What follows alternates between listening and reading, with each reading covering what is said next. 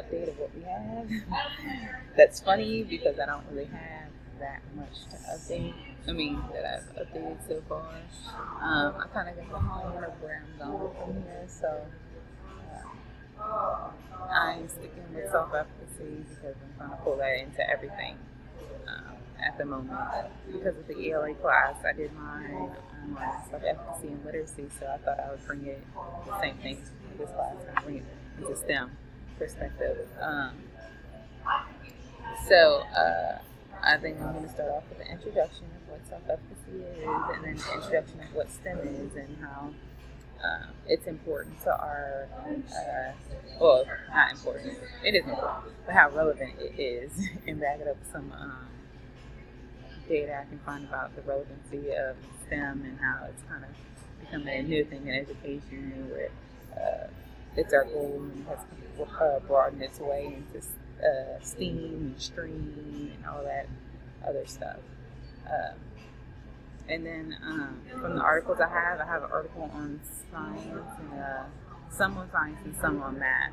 So I think I'm going to start my introduction of clarifying what everything is, and then talk about STEM and science, and then STEM and math. And the articles that I'm finding are more on how a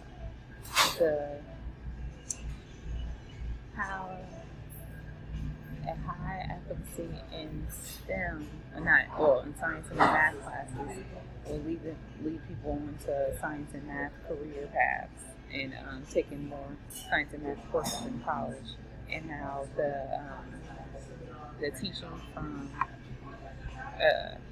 high school and their levels of efficacy are affecting the way that they're choosing to prove themselves in the STEM fields and the STEM courses. So the one that I was reading today on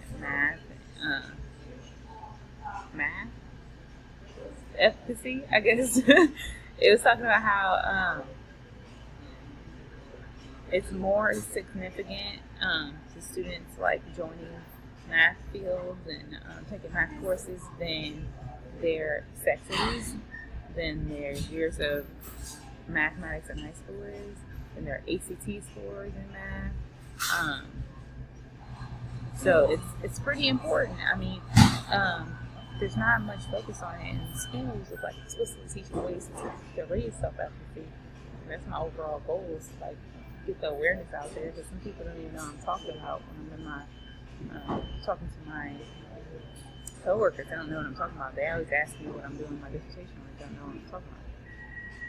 So I think I'm going to go and start with, science and math. I don't think I'm going to include technology or engineering in this, just because I don't know too much about them. I know we had a whole course on them, but don't know too much about it. And the efficacy, how efficacy relates to them. I mean, I'm sure it has the same kind of effects to how they face. I don't know why I always say this word. I don't know how to say it. But the people with high efficacy will tend to do things that they do good in, and avoid things that they don't do so well in. So I'm pretty sure it follows that same pattern.